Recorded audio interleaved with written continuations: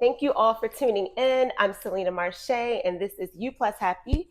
Each week, I bring you someone who challenges us to define success and happiness on their own terms with a dose of laughter. Remember to subscribe to the You Plus Happy YouTube channel. Y'all, you hear it all the time when people beg you to subscribe, but it really helps the show. I can keep getting guests and people will want to come on if I have subscribers. So please subscribe. That's why I beg you every week. And you can follow the show on Instagram at You Plus Happy. This week I have Louis Masensi, who is a tech entrepreneur, author, and jack of all trades. We will figure out more of what all of that means. That's right. Welcome to the show, Louis. Well, thank you so much for having me. Thank you for being here. Absolutely. Okay, we're jumping right in. How did you get started? How did I get started? My mother birthed me. She gave birth to me. That's how I got started. Wow. If you want to go different. back all the way back, that's how I got started. Oh. I got started. Yeah, I was actually started in Africa. Really? I was born in the Congo. When I was 13, moved to America. I always loved computers. Mhm. My dad bought us a computer when I was maybe like 9. Yeah. Back home. And I used to play on it all the time. And my mom also actually had an internet cafe. You know what that is? No. You don't know what that is? I feel like I've heard of it, but I don't want to say yes. Yeah, I'm sure you're probably right. Okay. Yeah, so like I was born in the 90s. Okay. Right? So like in 1992, I'm 30 something. Like in the 90s, not everybody had internet back home, right? So what you could do is you go to a cafe, a coffee shop, Okay. and there'd be a bunch of computers to get on the internet, right? So like my mom had a place where people could go use the internet and get online. In the 90s? Yeah, in the early 2000s. She was ahead of her time. Yeah, I guess she was. So like this is back home. And I used to kind of work there the summers, really fell in love with the internet. And, since then just been working on computers and yeah. What do you do on computers? What do I do on computers? Great question. So we make apps. We make Okay. apps. Yeah. So I have a team, engineers, project managers. We make apps for people, companies. Yeah. How'd you meet you're the entrepreneur, so you brought everyone together, you started everything from the ground up? My wife and I did. Okay. Yes. Okay. How did you find your team? That was very difficult. Okay. Very, very difficult. So the way it started was back in 2018 or 2019, we were building our own product. We want to build our own app. So for that, we had to find a team. So we interviewed so many different people across the world. Eventually, you found a team that was actually solid. Okay. And it took probably maybe like a year. Okay. To change. And ever since then, we've been doing freelancing and contracting on the side. And over the last 2 years, we've made it our primary thing. What do those folks have to be on your team? So it depends on the role, right? Right. So if you're a software engineer, you need to know how to code. You need to know how to. If you were to come to us and you say, hey, you know what? U Plus Happy is doing super well. I want to make an app for it, so on and so forth. They need to be able to capture your vision and actually make an app that you can use and you can feel like it was worth the investment. Do they have to show you a portfolio? So a lot of that. So during the interview process, since I did that in school also, so I'm familiar with coding. I can code also. So during the interview process, we vet them for all that, right? Can you code? What's your personality like? Are you going to fit in with the rest of the team? Right. Yeah. So like portfolio is great, but like we really tend to give them like a test. Right? So like, hey, here's a test. This is a sample website. Go ahead and build it for us. A sample app, do it for it. And then they come back and kind of critique it. How long do they have to build? Like you give them that assignment or a test. Yep. How long do they have? A few days. A few days. A few days. So, yeah. I'm glad you said the personality because I feel like okay, you got person A, you got person B, both equally talented. What's going to set them apart is if they're going to mix with the group, right? Yes, absolutely. So sometimes, that's for the audience, sometimes it's out of your control. Yeah. You're just not a good fit. And it's not doesn't make anyone bad or good. It's just not the person A, we like their personality for us better. It's better, yeah. So don't take it personal, y'all. You get rejected. Don't take it personally. It's also good to like if you can follow up with the person, like, yo, like I thought things was going great. What happened? If they can tell you, it's a learning opportunity for you to actually grow. Okay. Right? That's acceptable to like email and say. You can. To me, you can do whatever. Okay. You know what I mean? Like if you really now they don't have to respond, but if because after a while, if you keep getting rejected, it's you just follow up. A lot of times they'll lie to you. They'll be like, oh no, you just found somebody else. But if you find a person that's actually honest, they'll tell you straight up, like, hey, like we felt you were a bit abrasive during the interview. So then you're like, oh, okay, you work on that. So next time you improve. Constructive criticism, to Absolutely. feedback to work with. Okay. I want to touch on, you came to, where did you come to in America when you were 13? Michigan, Detroit, Michigan. How It's outside of Detroit, in the how is that? suburbs. It was tough as hell. Yeah, I've Yeah, never yeah. been, but it's cold there, right? Man, it's cold. Where are you from? I'm from Maryland. You're from okay, Yeah. okay, Yeah. DMV in the house. Yeah. All right. And I imagine it's the winters are a little bit more brutal in Michigan A than little they bit are more. in Maryland. Yeah, but I've also been. It's pretty cold in the DMV here, but it's Yes. definitely a little bit more cold. Yeah. So how was the transition? You said it was brutal? Yeah, it was brutal. I didn't speak the language. I didn't understand the culture. I watched American TV shows. Right. I listened to American music almost strictly. But then it's one thing having a vision of something versus living it day to day. Yeah. Right. So I didn't understand why people did certain things, why people said certain ways. I couldn't understand why people would hug each other. I'm like, why are people hugging each other? Just to say hello. Like, why aren't you just shaking? Why aren't you? It's just so many little things that just like you just don't do where you're from, right? You shake hands, we kiss on the cheeks, but hugging is like, wow, that's so a lot of learning. After a while, it took me about 3-4 years to really get what was happening, but then it's been smooth sailing ever since. Yeah. The language, how long did it take you to pick it up? Man, like 8 months, 8-9 months. Good. It's pretty good. I mean, thank you. You know what mostly did it was just because I read a bunch and I knew words. Right. But like when you spoke, for instance, as an English speaker, I wouldn't understand what you were saying. Right. But what I did was just watch TV like all day. And like what happens is it's really weird. And do you speak any other languages? No. You know what? I know it's hard. It's hard. I've tried. Yeah. Because if you go to a different country and you're forced to, you will learn it. It's odd because if you watch TV all day in that language, you don't know, but your brain is actually learning, even if you don't understand anything that's happening.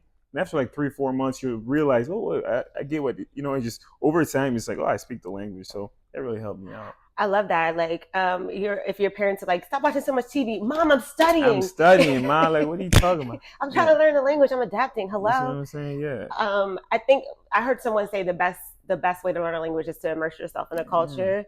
When I went to Ensenada in Mexico, because I've been trying to learn Spanish for a long time, and when I was there, I was only there for like 3 days. Yeah. I was picking up quick, and just in that 3 days, I already had a little bit the of basics. Yeah. And it was just rapid fire. Absolutely. They were like, you started off as a baby, you're a toddler by the time you left. That's amazing. So I think like if I went for like 6 months or something, I don't think I would be like proficient, what is it? I wouldn't be able to like fluent. Yes. But I would be able to get by. Absolutely. And it's scary when you don't know the language. I went in a coffee shop and I didn't know how to order coffee. My friend who was from there had to come in and like order it for me. But that was it's like it's scary when you can't communicate. Absolutely. So it's also humbling, ain't it? You're like, damn, like I'm, you like, damn, they think I'm, damn, like, it's very humbling. It is, and it makes you like really patient with folks who you meet who don't speak your language. You're like, you know what, man, I've been there. I know how it is. Like, the struggle is real. So let me pull out a Google Translate or something because it's rough. Absolutely. Okay. So what did you go to school for? IT. Yeah, so computer technology. So this has been from the beginning. Okay. Yeah, man. We talked about this a little bit, but what was the biggest turning point in your life or your career? Biggest turning point in my life for my career. Man, that's a really good question, right? It's a very deep question. Right? So I don't know if it's happened yet. Really? Yeah, I don't know. Things. What? I don't know. I think things have been just going pretty steadily, since. So I don't know. Really? Yeah, I don't know, man. I'm going through a lot of things. The study. Well, what is yours? Maybe give me some inspiration or what people typically say. Some like a challenge that happened. Yeah. I don't know.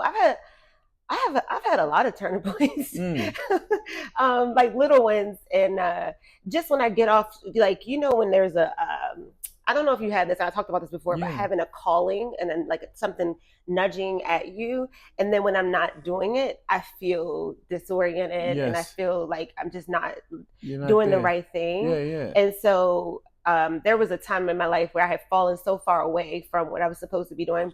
Yeah. I had a conversation with myself and I was like, this is the only thing you can do, and there's no negotiation about it, Yeah. which is what I'm doing. The show, entertainment, all that, like acting, all that stuff. So, but when I'm not doing it, I feel depressed and sad, and Yeah. like my life is terrible. But when I am doing it, it's like night and day. I feel so good and fulfilled, even when I'm tired, when it's hard, when I get rejected, Yeah. which is a lot. Yeah. It feels really, really. So that was the turning point when it was like, enough is enough. You have to do this. You I'm gonna can't do. stop again. Yeah, because right now you're aligned with your truest self. Yeah. Right. Yeah. Yeah, because that's what I believe. I believe like even I didn't know this, and I could be wrong. I mean, there's probably somebody that's gonna correct me, but uh, babies are born with personalities. Mm-hmm. I thought like it was all like it came like I have twins Oh wow. from like so I was there when they came out and I've seen them grow up.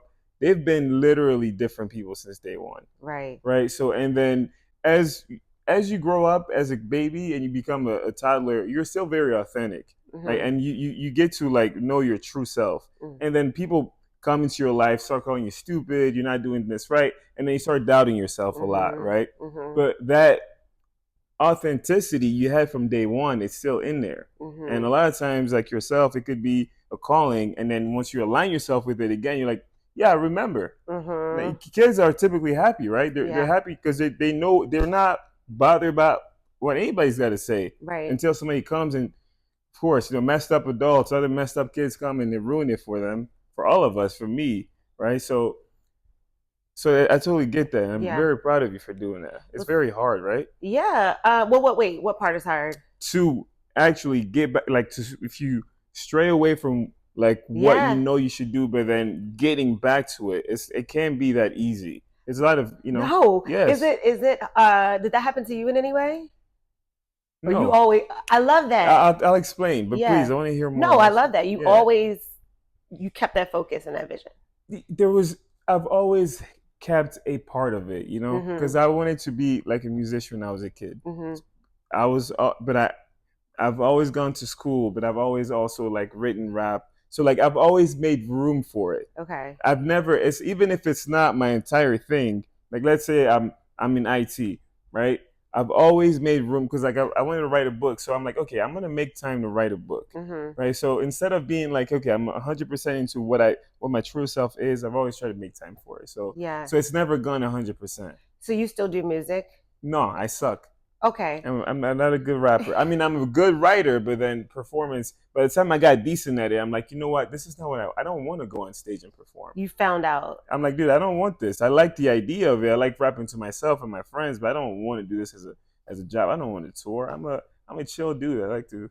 That's so good though that you tried and Exactly. That's an important thing because that's another way where like that nagging will stay if you don't even try. At least you try it. You're like, oh, this ain't right for me, man. Yeah, exactly, absolutely. This ain't for me. Just kidding. Right. I'm curious. When you said before you came to got to Michigan, who were you listening to? The artists. The artists before I came to Michigan. Oh man, just like the mainstream ones, like at the time, like Eminem, the Jay-Z's, 50 Cent. He just came out in the club. He was really big. Okay. At the time, The Game. So like it was really. Yeah, it was mostly just I was LimeWire. Do you remember that? Yes. I was on LimeWire. Whenever something came out and didn't understand a thing. Right. Knew the lyrics and everything. So who was your favorite?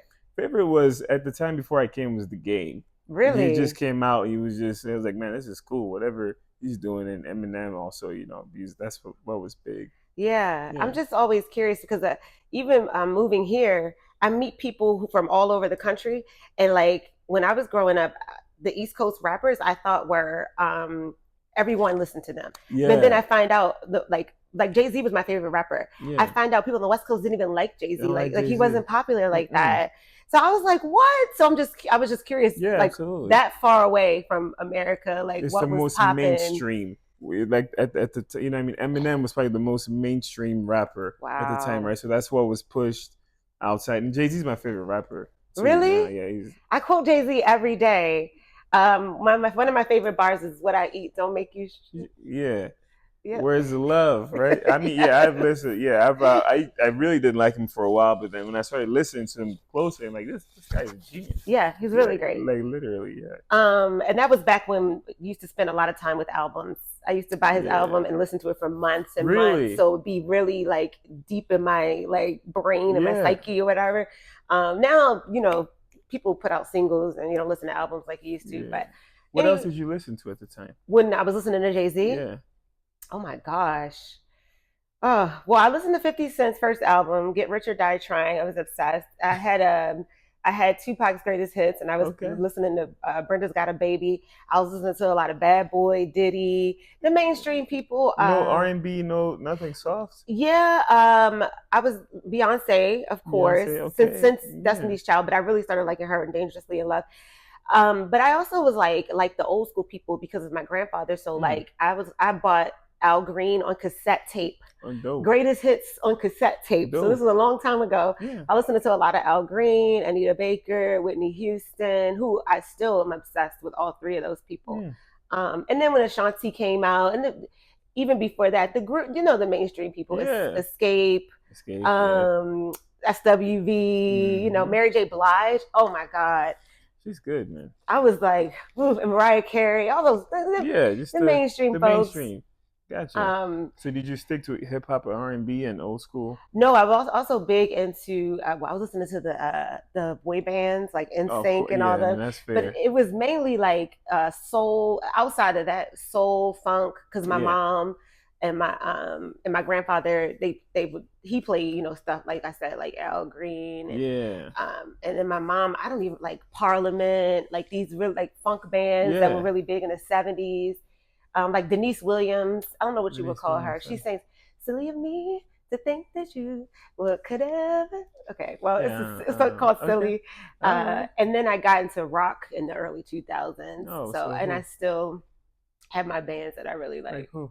I like Fallout Boy. I don't Fall know. They're Out Boy. Fallout men now. They Yeah, old. They're a yeah. little Fall older Out now. grandpas every time. Yeah. They're not boys anymore. Nah.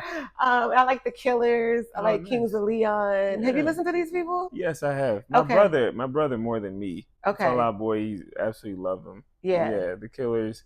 Yeah, I personally, I I haven't gotten around to it yet. The Killers? I've what I was doing was I was trying to listen to music from every like Yeah. decade, Yeah. and I started with like heavy metal from like the 1970s, Okay. and I was going to and I kind of stopped when I came around to Jay Z. I was trying to study music, and I kind of got around to Jay Z, and I kind of stopped because I just went all in. Mm-hmm. So I was trying to listen to everything, but I'm gonna do it one day. Yeah. In my opinion, their best album is called Hot Fuzz. Fall Out Boy, No, The Killers. The Killers. That's your favorite? That is one of my favorite albums. Hot Okay, Fuzz. Hot Fuzz. Their other albums, they were for me, They weren't for but you. Hot Fuzz I still listen to regularly. Oh, nice. Yeah, I'll check it out. that's a good one. I will. I'll check it out. Every song on there, I think it's a no skips. Okay. I don't want to oversell. I mean, you kind of strong there. All right now. I think it's a no skips. Okay. I wanted to ask you what is the name of your book and what is it about? Name of the book is The Dynamic Man. Okay. And yeah, what it's about essentially is just like I was seeing a lot of like negative, just masculine things online about just Andrew Tate, all those. You know the guys? No. You don't know? Okay, good. Good for you. Okay. There's this whole side of the internet where men are just negative toward women. Okay, and which I didn't know about. Then I met these young men, and I saw that that's what they were listening to. So I wanted to write something to kind of give them a better idea of, hey, being a man doesn't mean you have to be a jerk. You know what I mean? So that's pretty much kind of like being balanced. You can still be masculine and not be a total, douchebag. You know. I think I think the Me Too movement, all that stuff, has a lot of people confused. Yeah, absolutely. And so we need some sort of balance. Yeah. Because it's like this happened, So the pendulum just swung to The other one way. side, and Absolutely. it's just stuck right Yeah, now. it's gonna swing back, It but it's will. stuck. It's just It's like, yeah, stuck. absolutely. In what ways? I'm very curious to hear that. I I never heard think anybody say it. people are afraid. When Completely. I bought my car, the car salesman was afraid to shake my hand. I put my hand out to shake his hand, and he was like, "Is this okay?" And I'm like, "Yeah, it's fine." But I completely understand where he's coming from because, and I think there's, well, I don't want to. I think there's some responsibility on women too, because it's like, well, I'm a victim, and everything. I think it's looking at people's intentions versus like, are you really in danger? Or like, if he had shaken my hand, I would never think this guy's trying to Me Too move me or like he's some sleaze bag or whatever.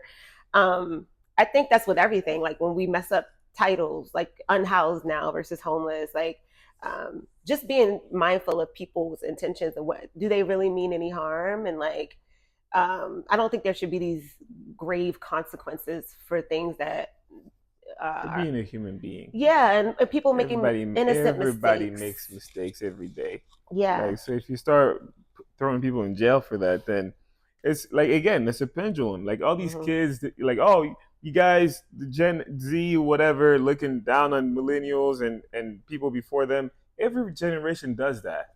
You know, like you like, oh well, you know what I mean? Like every generation looks down on a generation before for not being socially aware. There's always something that you're doing that's probably inappropriate to the next generation. So I feel like you just got to be like, yo, I'm gonna give y'all graces. I don't know how I'm messing up. I know, and I hate that because, well, whether we like it or not everyone, but like everything that we have right now, whether you like it or not, there's just some things that we like.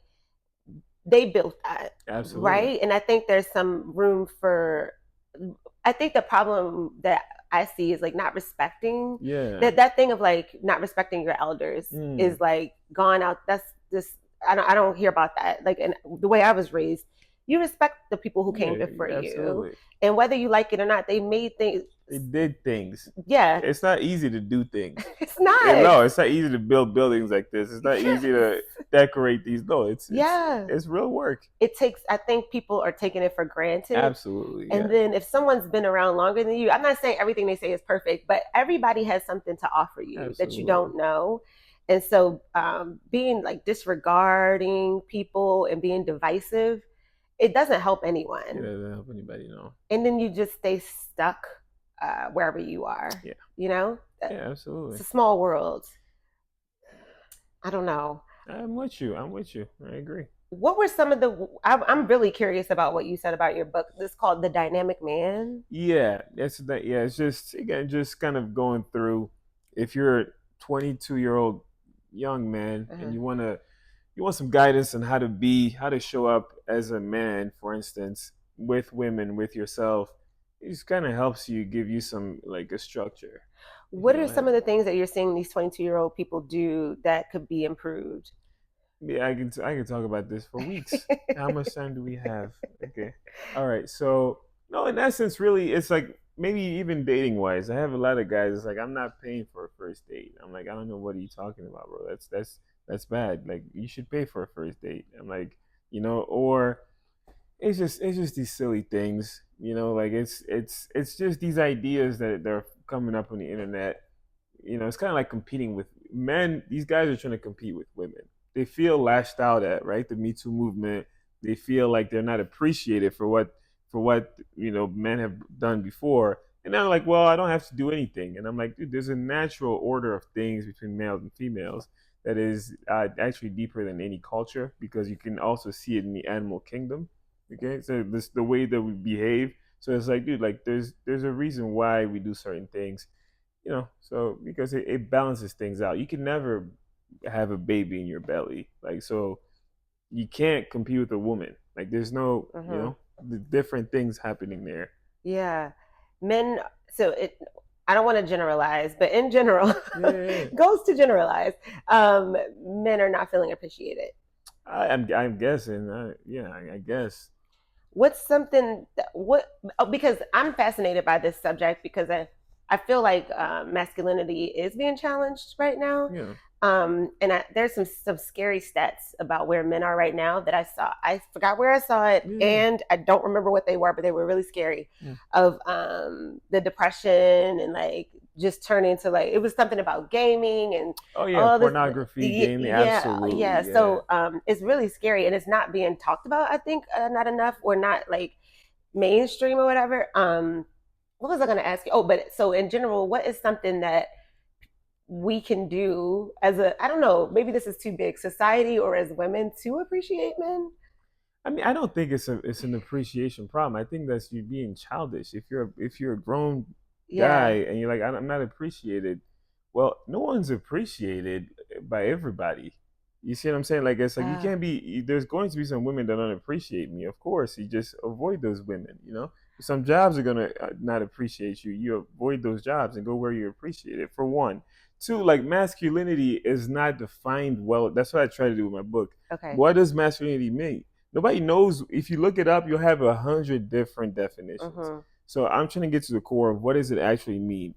And like once we get to the core of that, then yeah, I think things will get fixed. But guys don't have they don't have a purpose. They don't have a singular purpose into like what, I mean, like what is, I'm here on earth to do what? People, it's like, well, I don't know. So then you go into just pleasures, video games, Mm. pornography, because you're kind of lost, and of course you're depressed too. I think that's an important point of, and you tell me what you think. I'm writing down so I don't forget, Absolutely. because I will. What do you think about? And this is something I was just looking at. I was just reading about this today. Thinking for yourself, right? So you mentioned like a lot of folks are getting their mindset from the internet, and that's just the way it is. And when I was growing up, I was getting reference, my frame of Yes. mind from magazines, Yeah, TV, TV, right? Radio, music. absolutely. So I think one, being mindful of what you're putting in, and then two, challenging everything. So I see people read something that, like, okay, I'll see a meme on Instagram that's ridiculous. It might be funny or whatever, but it's like, oh, it's against males for what we're talking about. So it'll say, oh, as a man, why are you celebrating your month of July or something? And then you'll see men under it upset. Where in my mind, I think I would disregard that post. I Why wouldn't, though? because you don't tell me that some random person on the internet is not going to dictate what I choose to do. You're grounded in yourself in that way, at least. It's like, dude, like who are even? I'm You not, could be a robot, right. like, I'm not like, going to get mad. So absolutely, I would, yeah. So, even if they say stuff about what women should do, like I saw something about women should have white toenails or something, and that's fine. Y'all just do yeah, whatever you. I didn't. That's just an example of something that I've seen that absolutely, yeah. I didn't internalize that, and I'm not better than anyone, but I'm just like, don't. It's always it's, and I've been a victim. I said that when I was growing up, just now, about magazines and stuff Yeah, influencing absolutely. me. But you have to step back. You don't have to do anything, but I think it's I know you wise should. You should, to absolutely. step back and think for yourself, Yes, and then choose what you're going to let in it. Because some things are, I'll see something else that I'm like, that's something I want to think about. That's absolutely. something that feels resonating with me.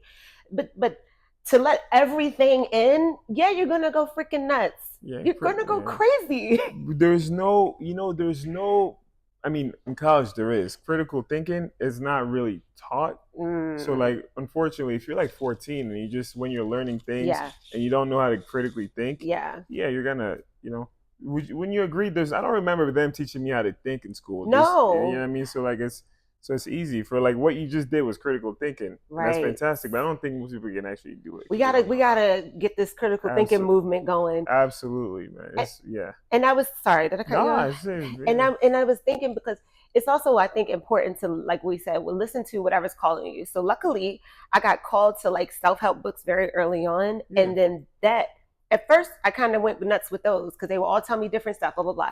And then one day I was like, wait a minute, I have to make my own choices. I can put all the knowledge I want in my brain, but I still have to think. Selena has to decide for Absolutely. Selena, Yes. and it just hit, a light bulb went off. Yes. So, anyways, when did you start critically thinking? I want to touch on that point. Okay. That's fantastic, right? Uh-huh. So like you can take in all the information, but like all the information is general. There's only one you. The reason it's actually great to take in all that information so that you can now use like what works for me, right? And I mean, like, because you could be like, you could read in a book like, well, chicken is disgusting. Oh, well, great. And then you can read it, but like if you like chicken, then eat chicken, Right. right? You see what I'm saying? Yeah. So you think about, so to your point though, yeah, I think it's really important to, for me, critical thinking started very early. I had a brother who was older than me, and he just allowed me to go back and forth and just like question everything. Very, very, very, just question everything. So we just always, and it was like a form of playing. You have siblings? Yes. Yeah, like younger, older? Younger. You're the oldest? Man, that's a lot of pressure. I never thought about it that way. Man, it is. Oh, or do you have any younger siblings? No, I'm the youngest. So I just watched everybody. I just watched the older, just get messed up or just have all the pressure on them and just, No, I've been a rebel, so I never really cared. Sorry. That's what's up. How was the age difference? My oldest sibling is 12 years older than me. Yeah. Imagine that. Yeah, my brother is 9 years younger. Okay. But he's a boy. So there's already like a kind of, yeah, it's hard to disconnect from each other. Yeah. So I had to help like babysit him and stuff.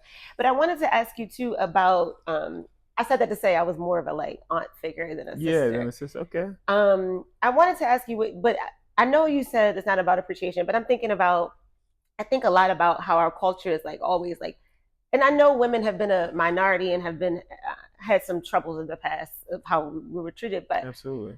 So I'm not disregarding that, but this, again, with the balance and the pendulum swinging, it's always like celebrate women, uplift women, but what's going to happen? Do you think is going to be a situation where it goes so flipped upside down that men feel disregarded? Yeah, I mean, it's happening. Yeah, it's just, but whose fault is that though? I don't know. What do you think? I mean, I think it's men's fault, right? Because who's celebrating women? Who started those movements? Well, women, right? Women, okay. Right? So, so if men feel like they're disregarded, why don't you start movements to not counter this, but to help balance things out? So, like to me, I'm always like, yeah, that's fair, And like the great thing about America is a balanced place because there's red states and blue states. There's always challenging ideas all the time, like just like this, and it's perfect because at a certain point, there's always a solution that happens. So to me, I'm like, yeah, I feel very confident and very safe in the idea that, yeah, of course, there's a pendulum thing happening, but it's going to swing back around and things are going to level out. Okay. The men need to do stuff. They need to write books. They need to do talks. Have do stuff. You can't just let things. You can't just be mad at women for women doing things that they're supposed to do for themselves. Like so like now you could definitely say women should be a little bit more. They should be more. They could be more inclusive in their speech. Yeah, but that's not their responsibility. They could. That'd be great, but they don't. They don't have to. Okay. I think that's putting too much weight on women. I think men should, do what they're supposed to do for men.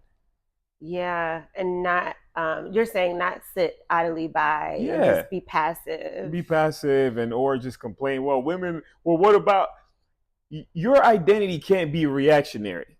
You know what I mean? Like, oh, there's, like people are like, oh, there's like, oh, a white person saying Black History Month. What about White History Month? That's not a personality. You're just reacting to life. Oh, women's history. What about men's? Bro, what do you want to do? What should be done because of like, you know what I mean? That's what I'm combating. Like, yo, don't just react to things because that's childish. That's just like you're not thinking things through. You're just reacting like, oh, I feel left out like a baby, which is fine. You can always feel like I feel left out, therefore I will lash out. You feel left out, ask yourself, why do I feel left out? Because I'm not included here. Well, is there a place I can be included? Well, it doesn't exist in the world. Let me create it. That's the process I'm talking about doing, as opposed to be combating and fighting and being upset. Yeah. Does that make sense? Yeah, it makes a lot of sense. And I can't. I always am very mindful of like telling people what to do on the show, like me. But I can't push the idea of quiet time enough, Yeah. and analyzing sounds too strong, but just watching your thoughts, right? And I think you get a lot of answers in your quiet time, because uh, if someone's constantly just reacting, like you're saying, if they react, they're not taking time to see, how is this really making me feel, where is this coming from. And it's work, so man, people don't want to do work, that's fine, but if you want a happier life or a better life, just taking that time. And then also, in my quiet time, what I need will kind of come to me, right? How come? How does that work? Like, so not all the time, but I do my best to have some quiet time every single day, and it might only be 5 minutes, it might only be 10 minutes, but if I pray, I'm not telling people to pray. Your religion is, your spiritual practices are your own, but for me, prayer and meditation. So if something's going on and I'm sitting there and I just get quiet, something will come to me. Not all the time, but a lot of times, like. And then I think we take for granted our resources, right? So I forgot what the problem was, or the obstacle, whatever. And then I was sitting quietly, and something told me, "You have so many resources. Figure it out." Like and we have these phones in our hands that we're just like, when you talk about pleasures, a lot of us are chasing pleasures on our phone. Even I'm guilty of it. Me Social too. social Of course. media, Yeah. and I'm obsessed with like different workouts. So I'm just doing the fun stuff, like, Me oh, look too. at this workout. Oh, I'll try this one tomorrow. And then this kikiing on Instagram, laughing, and there's time for that. But then guess what? You can X out of all that stuff and find a group, a supportive group, Absolutely. find a networking event, find somewhere that you will feel included. Absolutely. So whatever's going on, I think it's really important to remember, like, our phones are not just fun devices. No, They no, have no. so much. They You have have everything. You have everything. everything. So Anything you can think. You can get as your you choose job it on however you there. want to. You know what I Yes. mean? It's like it's a everything. That's a great point. It's a everything device. Yes. So like how you use it is a reflection of where your mind is really, right? Yeah. And Absolutely. it's one of those things of like, I hate to say like this, but like, let the let don't let the device use you, use the Yeah, device. absolutely. Because if you're just constantly doing the fun stuff, or like nothing that's helping your life in any way, the device is using you. They won. Yeah. They won. I'm not trying to like make it more divisive, like the social medias, but it's programmed to make us Absolutely, addicted. absolutely. So then they got you. They got Yeah, your ass. yeah, absolutely. That's not what it was. That's not what these devices were created for. That's what Right. they've turned them into. But yeah, I'm totally with you, 100% on board. And I couldn't. I totally agree too about the things come to you is because we all have genius level minds. As a human being, you're so much smarter than. I mean, I don't mean to any animals watching this. You're so much smarter than animals, right? Mm-hmm. So you already know the solutions to your problems, Mm. right? And I think that a lot of times your thoughts are scary because you have a lot of negative experiences living in your mind, and Mm-hmm. that's why you stay out of your mind, right? But right, because like all that trauma is in there, so like, yo, I'm not going in there because that might destroy me, right? So you stay out of your mind. But bro, if you face your mind and if you could be comfortable with your trauma and all the bad experiences, I promise you things will start coming to you because you're at peace because now your brain is working for you, right? Because Right. you've made the space to be in your mind and let your thoughts flow freely. Because if you have, I have had plenty of traumatic experiences, right? Mm-hmm. So let's say I go into like, you know what, man, I'm going through a lot of stuff right now. I want to have quiet time, like you said. I go in my room and I'm like, yeah, man, quiet time. Oh man, life is pretty stressful right now. When was life stressful before? When I was a kid, when this thing happened. Oh no, I can't think about that. Right now, you've stopped your quiet time because you've not been able to face it. Right. So all I'm trying to say is, if you can get your thoughts and your feelings and your emotions in order and face them and heal from them somehow, then like quiet time, things like that will become 100% more useful. How do you heal from trauma? You got to face it like with help, right? So for me, I just face it by myself, right? And it's very bad. Most people shouldn't do that. It's Okay. really bad. Like if you ask a therapist, should you look at your own trauma, the most scary things? No, they'll tell you no, you need some guidance. So for me, you get some guidance. You actually figure out like all your fears, all your anxieties at a high level. Go to a professional and have a conversation. If you don't have the money, go to a student run psychological clinic because it's going to be pretty much free, like Mm-hmm. PhD students. And then ask them to walk through all these issues with you. And eventually, if you're honest with them, Because you can't go to the doctor and have a bum knee and say your elbow hurts and expect to get fixed. If you're honest with yourself and with them, things will surface, and then eventually, if you find the right therapist, and it's a process, you can actually face them.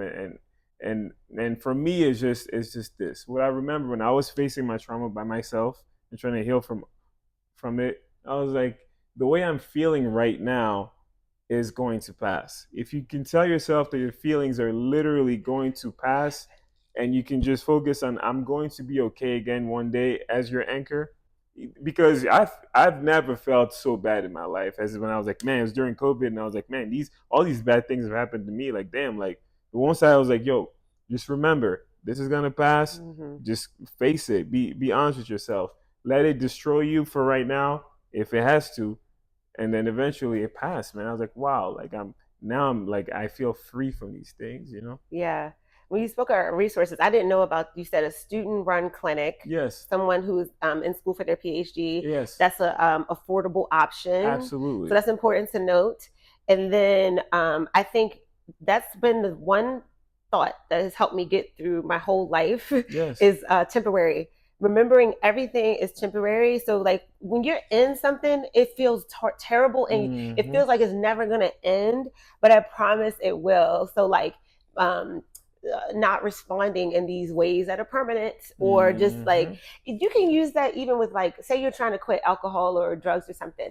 I'm going real left, but follow me. Yeah, we get you. And then you like and then a hard day happens. It's going to. I promise. I can now. I don't make a lot of guarantees, but I can guarantee that one. Absolutely. And you're like, oh, if I just drink, I will get this go away for a little while. I will get some relief. But one, the relief is temporary. The problem is still going to be there. Absolutely. But if you just wait it out, it's going to go away. You don't have to go to the thing that. And I'm not. And drugs is an easy example, but it could be playing too many video games, being on social media. Any way you hypnotize yourself and distract yourself, anything you use that is to the point where it's not healthy. Yes. I'm not putting video games down. Do that, but if you're playing for hours to escape yourself, if you're escaping your reality, if you're using that to like numb, absolutely, yeah. So that's something to think about. I love that you said that about everything is temporary. Yeah, it is. So important. Yeah, I agree. Well, wait, you were talking about, dang, that's why I usually write stuff down. But I didn't write it down. So I forgot what I was going to ask. Yeah. So I'm going to move on. Cool. What is your motivate? I want to talk about what you were just talking about, but I can't remember it. It'll come back. Okay. Get some quiet time. It'll come right back. Oh, that's what I wanted to say. I'm glad it came back. Everybody says like get therapy, and as someone, I've been in therapy before. I want people to know that one, your first therapist might not be the best one, and that's not a representation of all therapists. Absolutely not. So please know that they don't talk about that. Nope. I had to go through 3 therapists before I found one that I even liked a little bit, and I didn't even stick with her that long. She was just better than the other 2, and that's not to say she's bad. I'm with the fit. It's a relationship. It's like dating. Yeah. Therapy. That's a great point, right? Yeah. I have that in my book because I've experienced it myself. Yeah. Like if you go out thinking, oh man, if you go out on one date and then it doesn't work, you don't throw out dating. Right. If you go to a restaurant, you don't like the food, don't throw out the rest. You know what I mean? So you're 100% right. So I wanted to make that point because I feel like it's not said enough. And then also, I went into it and I was shocked at how much I was holding on to. And one of them asked, the site I was on, they asked a little bit about what you want to talk about or whatever. So I wrote a thing out, and I'm writing the stuff I want to talk about out, and I'm like shaking and crying, and I didn't even know all that stuff was there. So it's also all those emotions were, I knew the stuff that was bothering me, but I didn't know it was bothering me to the point where if I write a letter about it, I'm going to start crying and shaking. So that's another thing to think about. I'm not telling anybody when the right time is, because I don't know if there's ever a right time, but it's going to bring up some things that you are not probably expecting. Yeah, absolutely not. And then sometimes when you go into session, you might be having, I know this has happened to me, I wonder if it's happened to you, having a good day, and then I go to therapy, And I'm like, oh my God, you're bringing up all this stuff that I was not prepared for today. How do you feel about that experience though? Like, you know, it's hard. It's hard, yeah. It's difficult. And another thing, I don't like talking about myself for an hour. Yeah. So I like conversations. This is not therapy, but I like conversations. Talking about myself for an hour was exhausting. Like, and then, you know, they ask you questions about yourself, and this is deep stuff. And it just, I need a nap after. It's like a toddler who cries and cries and cries and then falls asleep. Because it's exhausting. Did you not grow up talking a lot? I talk a lot about my feelings, and I think about my feelings a lot, and I journal about my feelings.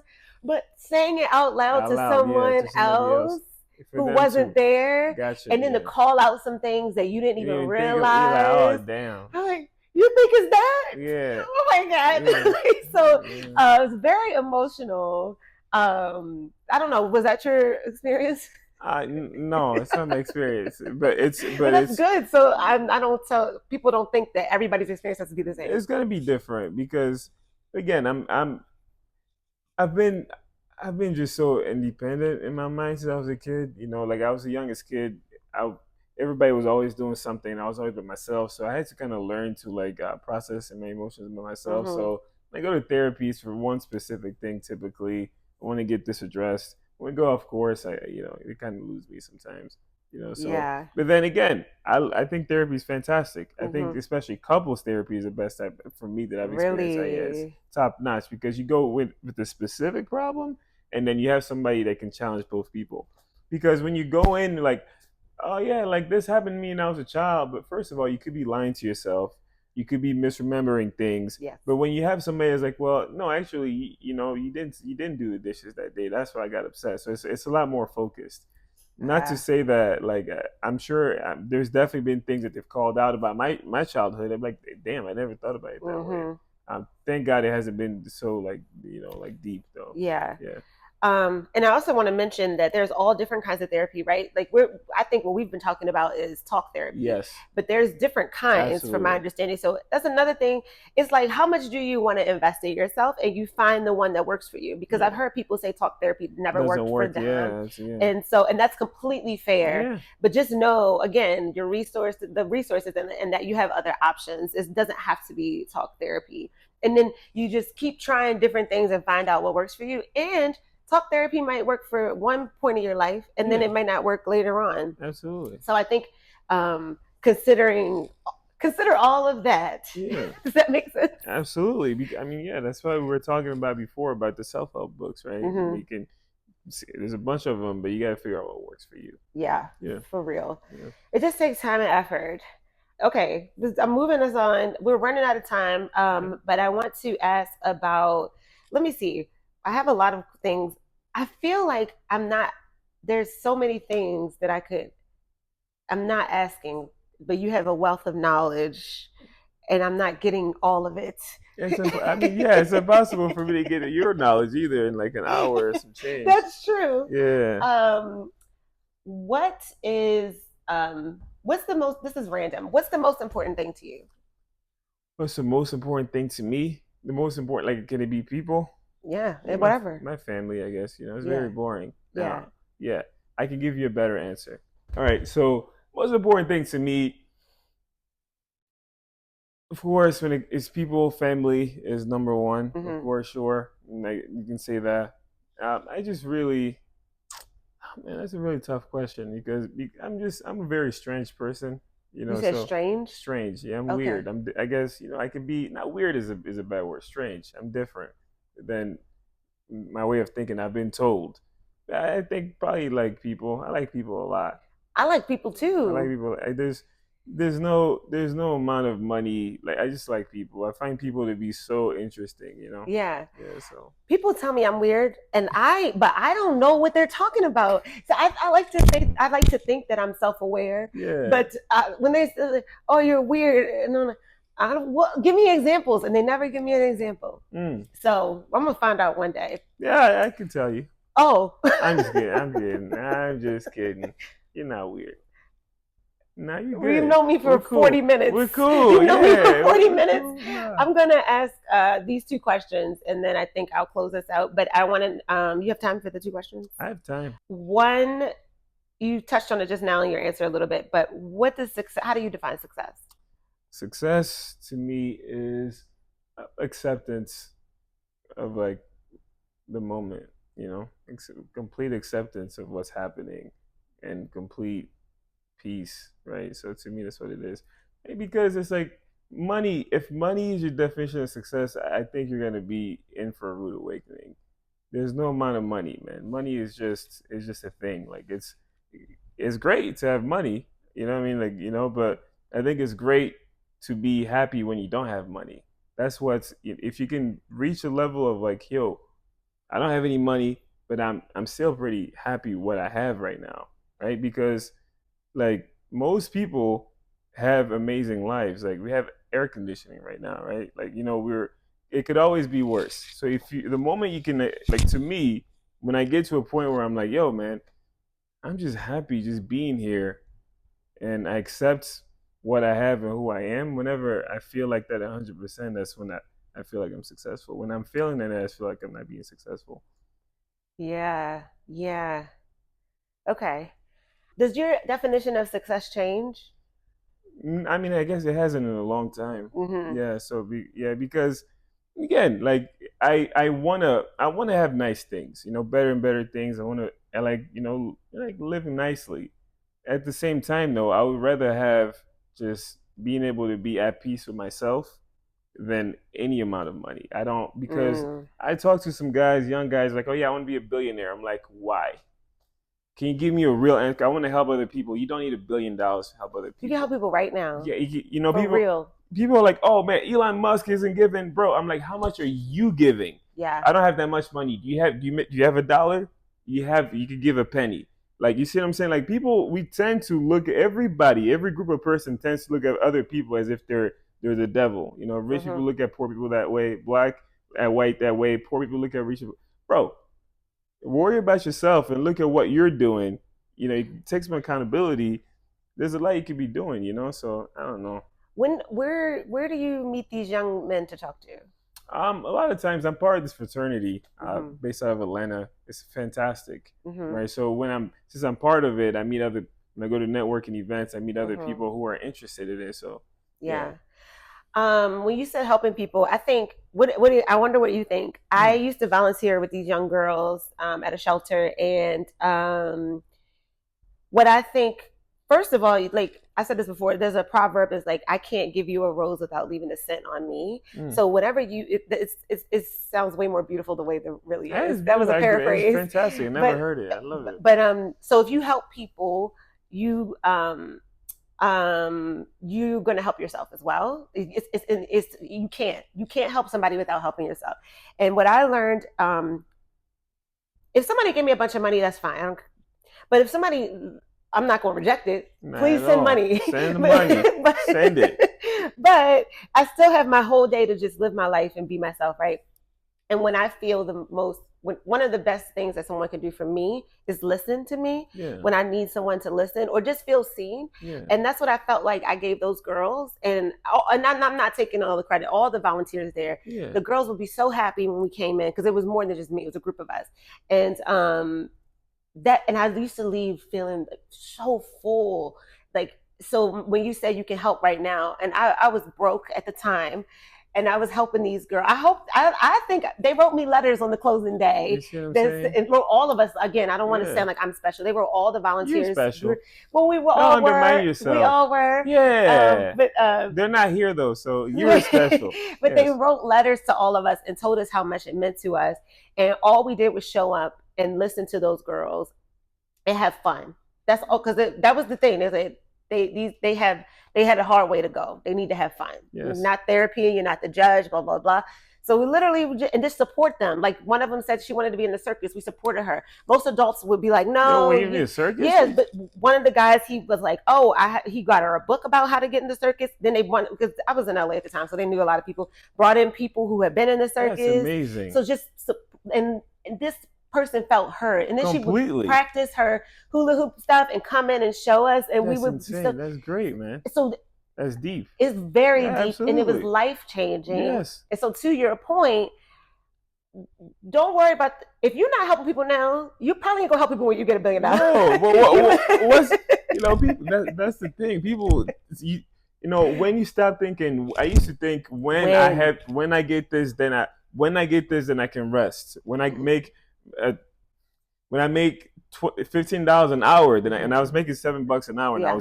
then I can rest. I make 20, and then it was 25, then it was Yeah. 50. Bro, it's never. You got to choose to do whatever you know right now. Like you Yeah. feel me? If you're not doing it now, like what having money is gonna make you do it? No. Come on now. And I've done that to myself too. I don't know if it's a form of manipulation. I would say like nothing's ever good enough. Every time I achieve some goal, I move the goalpost. Like when you said, well, 15 is going to be good enough. No, now you're 15, 20. And I think it's good to always challenge yourself. There's a difference between never being good enough for yourself versus like, okay, I hit this and I know I can do more.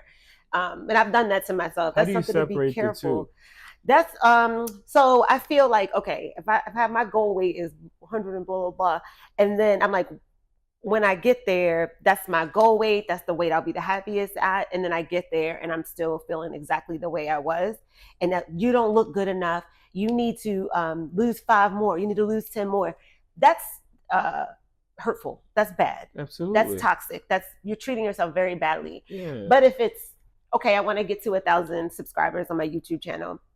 I get to 1,000. We celebrate that. That's wonderful. Get some sponsors off that maybe. And then now, how do I keep challenging the show? How do I keep challenging and pushing myself and stretching my talent and helping people? Because that's what I want the show to do. I want it to help people. We could, I can have these conversations, probably not as often, but I can have these conversations without a camera, and they would be very rewarding. But if I can help people along, because people have helped me, like Oprah, I always talk about it, but her show has helped me, whatever. So, and then, okay, the show gets to 10,000, 1,000, and then I get it. I'm like, okay, now how can we get to 1,500? But I think asking my why, and then, okay, if say the goal is actually 10,000, you got to celebrate all the little wins along the way. So I guess, does that answer the question? Does that make sense? I mean, yeah, totally. Because to me, that's acceptance. You're like, yo, I got 100, and it's acceptance of reality. I got 100. There was a day where I had 0. There's 100 people in the world that decided to do this. Mm-hmm. You can't get 100 people to a party like that. You feel me? Like unless it's a funeral, like you can't. Like so, appreciate it. Like it's a pretty big deal. Yeah. Yeah. So I think that's the difference. I like that. Yeah, absolutely. Yeah. How do you measure yours? How do I measure my what? Your goals or success, or I've stopped. I love that. Yeah, because I'm just tired, man. I'm tired. I'm like, you know what, man? Like, I'm trying to just whatever. I'm working hard. The work ethic is never going to leave me. I don't think it will. Fingers crossed, please. I'm working hard, but like at the same time, I'm also resting hard. And I'm like, you know what? This is good enough. Like, I'm happy where I'm at right now. I'm grateful. I could literally not have these things. Like, so I'm happy here. Let's say something arbitrary, and then let's make 10 times more money. If you don't, okay, well, how much more money do we make? Okay, well, that's good. Let's just. How did you get to a point where you were like, this, I can rest? How do you plan your rest? Yeah, I'm just. That's good. So I just recently read, and this is I'm bragging. Okay, so I'm bragging hard right now. So please, I want my props. I just recently read the Bible, read the Quran, read the not the whole entirety. That's impossible. The Hindu book, Buddhist book, and then I did the Taoist, the Chinese. What's it? Right. Please for clap real. for me. No, for real. Go ahead. And all these, one of the core messages really was like Jesus Christ is like, dude, like, why would you, if birds don't worry or stress out about how they're gonna eat the next day, why would you? Like, you're God of, son of God. Why would you? God loves you, just as much, if not more. Why would you? And what you find is all these books actually have that kind of similar message. And it's like, if these people who felt this deep connection to a higher power, whether they're saying it's a universe, whether they're saying it's God. They're saying, if you look at the core, some very similar things. I'm like, yeah, dude, like, yeah, I'll trust them what they're talking about. Yeah. You know? I've skimmed the Tao, Yeah. the Bible, and the Hindu. I have a book on Hinduism. Um, and I've seen similar. I saw the root of everything is love. Yes. But okay, I'm trying to read the Bible right. I am reading it right now Yeah. from front to back, but it is so boring. No shade. I'm only on Numbers. Numbers is the worst. It's no, all that. Just, Leviticus was boring. I'm tired. I can't. It's the most. When is it going to start getting good? It depends on what you're talking about. Good. Numbers is the worst. It's boring. I mean, after Numbers, the story of picking up. The story, yeah, Josh, because now because Abraham came down and they're building the what do you call it? Right now they're giving the offerings. I was reading this morning. This type of offering, this type of offering, the bull, the olive oil, the incense. Absolutely. Oh, you gotta get through that. You gotta get through that. Trust me, I know. All right, dang. But then it gets to the story. Once you get to the story of like Joshua, David. Like it gets beyond it gets like wild. Like I'm like I can't believe my mom reads this because they're doing some wild things in there. I've read a lot of it all over the place. Yeah. All throughout, man. But I'm reading it front to back. Numbers. I was like, what is this? But I felt that way even in Leviticus and Exodus. I was like. Okay. I like Exodus. Exodus was straight. Like it began, but like yeah, I agree. Leviticus got. I was like, yo, man, this is getting. And when they were building the, the not the church, but the thing. That's what I'm talking about. Yeah. I was like, I'm like, yo, I don't need to know the details, like, man. They threw the blood on the altar. I said, all right, I got it. Yeah, trust me. And then the rules. I was like, oh my. Yeah. I'm trying. This is very boring to me. It's gotta be boring to everybody. It can't. Come on now. It's taking me forever. It picks back up. Okay. And then of course, to me, the peak is of course the story of Jesus Christ. Is top notch. David and Jesus. Yeah. I love the stories. I'm proud of myself because that's why you do get props. Because if you getting through the Bible, it's a long book. The beginning is boring to me, in my opinion. Absolutely, yeah. I hate to say it, I kind of like the Tao a little bit better. That's my favorite one. Because I'm just reading the daily thing on my phone.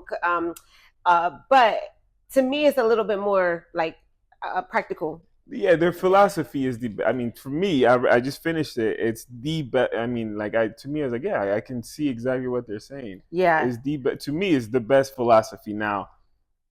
It's the most complete. I feel like if Jesus maybe had more time before they killed him, he could have, because it's so short, the story. It's just repeated it just repeated the same story over and over from different, but it's like, man, we didn't get to hear his full philosophy. But the Taoists, like, yeah, you can hear, they tell you exactly what it is from front to back. So it's very deep. I feel like it's applicable. Extremely. Like I read it that day and I can apply it to my day or whatever. In the Bible, I'm like, what does that mean? Okay. Yeah. And you just stop and I'm like, wait a minute. Ecclesiastes is my favorite in the Bible. Really? It's I think it's King Solomon supposed to have written it. It's he goes into like this philosophy. It's philosophical. That's why it's so good. For me. Okay. He's like, man, like I'm rich. I'm telling you, money doesn't mean anything. All these. So he just goes into like these like very philosophical things. But then again, it's not as practical. And that's why I didn't like so much about Buddhism. It's not as practical as Taoism. It's extremely practical. They're just telling you like exactly like there's a way to do things. There's a way of what you see everything else happening in nature. Is the way you just have to figure out how to fit in there, and everything will be okay.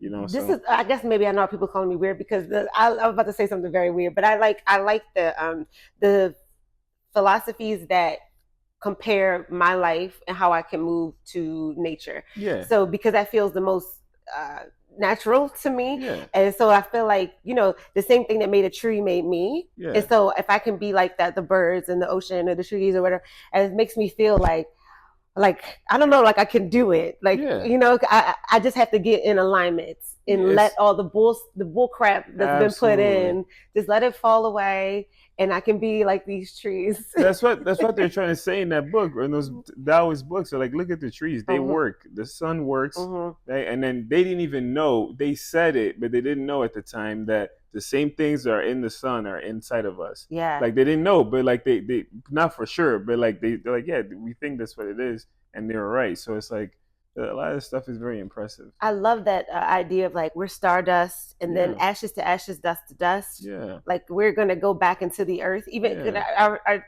allegedly like our souls will live forever, which yeah. I don't I tend to believe. I believe in spirits, but our flesh is going to turn to It's gonna ash go no away. no Yeah, matter what, it's and gonna that's decay. like, but that's where you came from anyways. So Yeah, like the circle, like I love thinking about that, and that makes me feel like life is magical and that I'm magic and it's that we all extremely. are. Absolutely. I'm writing a new book, and I'm sure that's really going to be the main theme of But it. that we're stardust. We're stardust. We're magical. Honestly, it's not gonna be obvious, but it's gonna be the core of Yeah. it. Yeah. Do you know the name of it? When is it going to be out? Probably like 2 3 years. I'm gonna Okay. take my time. Yeah, it's gonna be called the Stabilist. The Stabilist. That's such a Yeah. apropos name for it's going to be out Apropos. to 2 or 3 years. Most we're like this now in our society, and you're like, Yeah. 2 3 years. Like you said, you gotta go with nature, man. I'm not trying to force things no more. I love that. Okay. And I'll close this out. My last question, what makes you the happiest? Makes me the happiest right now in my life, of course, is again gonna be my wife and kids, Mm-hmm. family. That's honest to God, like the level of happiness that like your kids give you is you Yeah. can't capture, unfortunately. It's Yeah. but it's fantastic. So I love that. Yeah, I mean, that's gonna be a boring answer. That's gonna be Yeah. that. Yeah. Besides that, it's just discovering new things. I like Yeah. discovery. I like doing research and finding out how things work. Were you happy before you had a family? Yeah, I think I've always been happy. Unfortunately, That's not yeah, unfortunate. yeah. I've always been unfortunate. Like it's just like I've always had my parents. My parents never hit me.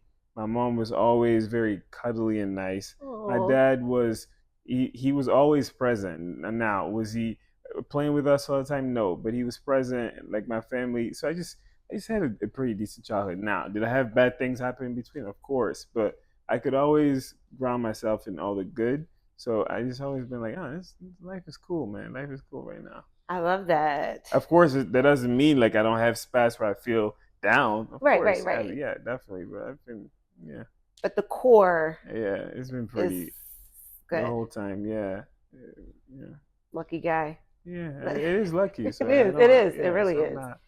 Yeah, We're all born with our I think we all have our privileges and our um, things that we're blessed with, absolutely, and I think we all should look for those completely. in our life. I promise you have privilege. Yeah, everybody does. Yes, You for have feet. real. Okay, you're privileged. You No, have for fingers. Like real. yeah, but Yeah. yeah, I don't. I think society wants, especially people of color, to feel like we don't have privileges, but we yeah. 100% Everybody does. absolutely do. Yeah. And I want to push that as much as possible. Okay, how do you feel? How do I feel? I feel good. You're good. Any closing words? Just no, man. Just check out my book in 2 3 years. Hopefully, when it comes out, The Stabilists.